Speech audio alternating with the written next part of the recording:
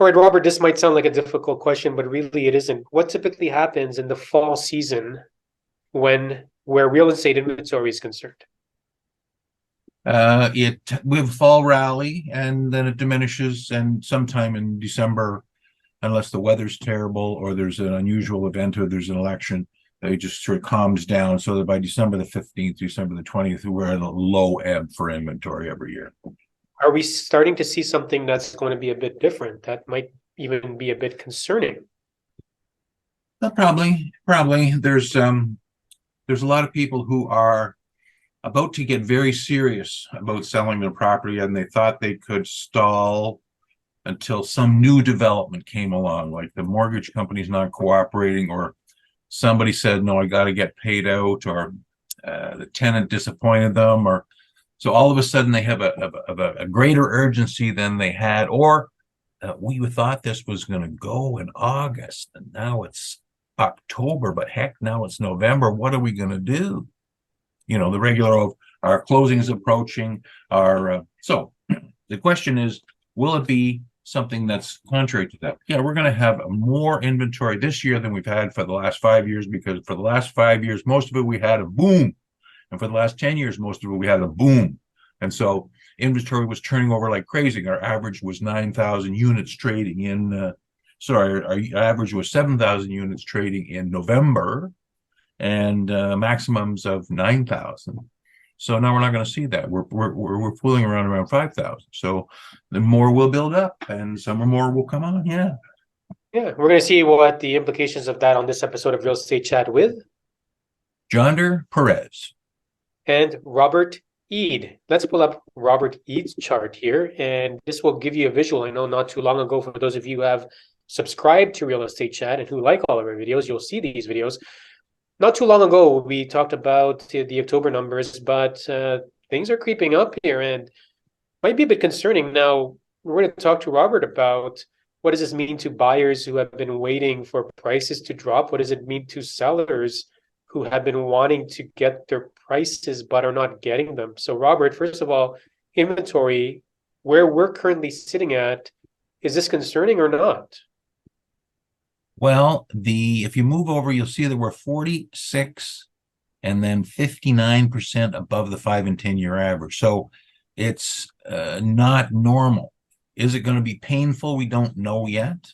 But your question to me was, what happens at this time of year? You can see the dips, and I've even got on there December and January's numbers are historic annual low inventory points. And so these low points always happen.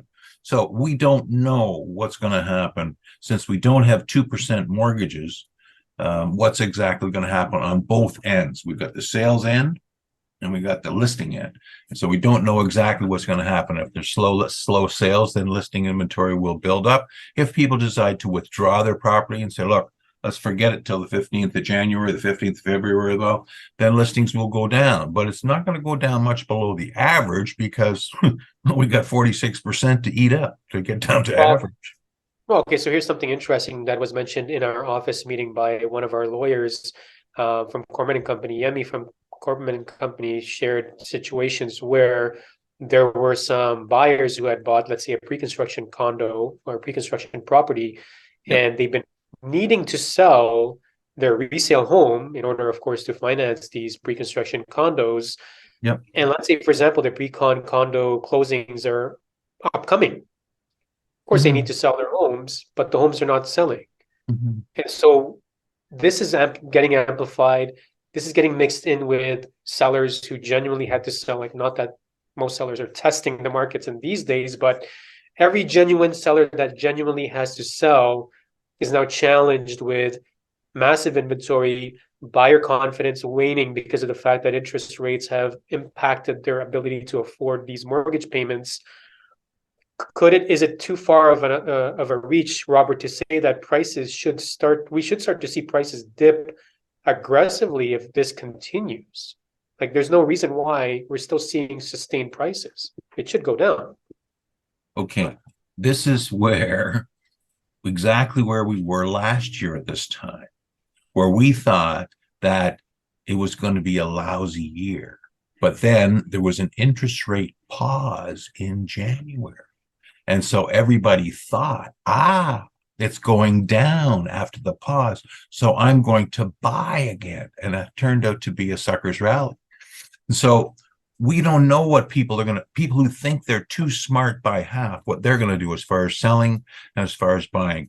Right now, we will see people who are compelled to sell. There's always a few people who are compelled to buy, but more people who are compelled to sell surplus properties they don't reside in, under adverse conditions, and having to make concessions on price and often financing. That may be the way we're going to get over it. We'll offer somebody a transition, a 2-year something, or an 18-month something, of buying down the rate or taking back a mortgage. So again, this is the individual market that we're commenting on, and the general case is we can only guess at, because there's so many factors at play that are brand new, never mind what normally happens. Now, what about the buzz that there's some predictions, who knows, but some people are saying that there may be interest rate cuts as early as the first half or beginning of, like, maybe first quarter, first half of next year.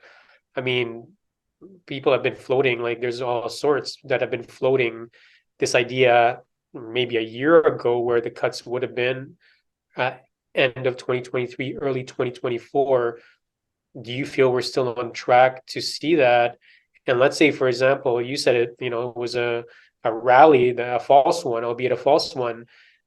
If there was any reason to cut rates and rates did dip, there wouldn't be a reason to all of a sudden bring those back up again. Will we see a rally repeat, and that rally become perpetual at this point, and we'll see several years of price growth? Perpetual, no. The other thing is that once burned, twice shy. So people aren't going to do February again this year because they saw it last year and they can remember that. And now there's a few people that have been in the real estate business that actually were around in 2017, 2018, and a few more that were around in 2008 and 2009. And so they've got some perspective that things are not the same every single year. However, we saw this thing come around me for the first time, wow.ca, and he's making predictions based on, data. So it's showing that if you take a 5-year variable, you're going to maybe see rates come down by 0.5 point by June or December of 24. 0.5 point make any difference? Nah. 1 point by June of 25. Is that a lot? No. 1.5 points by June of 26, and 0.75 by June 27. So we said, okay, if they drop the interest rates by 2%, it's going to make a big difference. So rates will drift down much more slowly than they went up.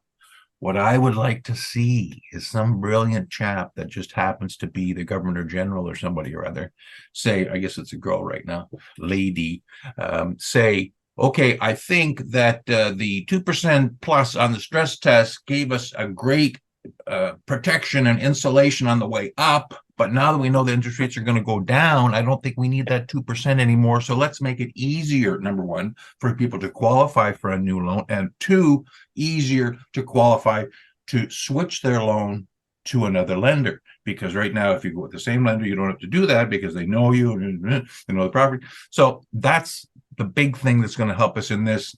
It's going to be a messed up thing for 2 years from now. So we're at the end of 23 till the end of 25. It's going to be messed up.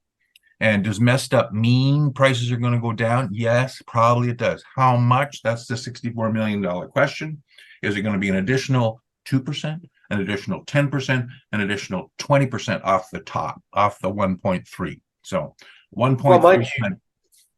Well, mind you, considering that prices are still going up, I mean, 3% year over year up. Let's not get tricked by this average price nonsense, okay? What we saw was a diminished number of sales in the last several months. Again, it looks like with about 4,600 sales coming in projected for November. The mix, remember we saw the mix? That's all that the average price is. It's a smooshed together, 60% 905, 40% 416. Remember that whatever sold that month blended together, the dollar volume divided by the units, that's the average price. So the average price went up by a smudge. That was a false reassurance that there's more $2 million houses being sold. So True. we Well, we don't know what all the factors are. What we know is that it's not as bad as it could have been, but it's nowhere near as good as some people were hoping. well, and what I'm getting at too is Yeah, that if we're excited about quarter point or half point rate cuts, which as you said doesn't we're amount to not. We're much, not. We need 2 if points. prices if We're prices not. are We don't still care shooting about a up, quarter. We don't care about a quarter because we saw a pause cause a false rally last year. We don't care about that. Nobody's going to care about that. Anybody's lawyer, anybody except for the newest relator is not going to get excited about a quarter point off. That's why I said the focus should be on the stress test. You take the stress test from 2% to 0.2%, so it's still there. It's just using different math. It'd make a big difference. perfect. There you go, real estate chatters. If you want the stress test removed, put it into the comments and we'll show whomever we can show. Not like we can influence it, but anyway, I think that would make sense on the way down because certainly in hindsight, on the way up, they knew this was coming.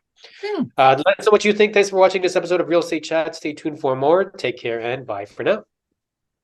Happy trails.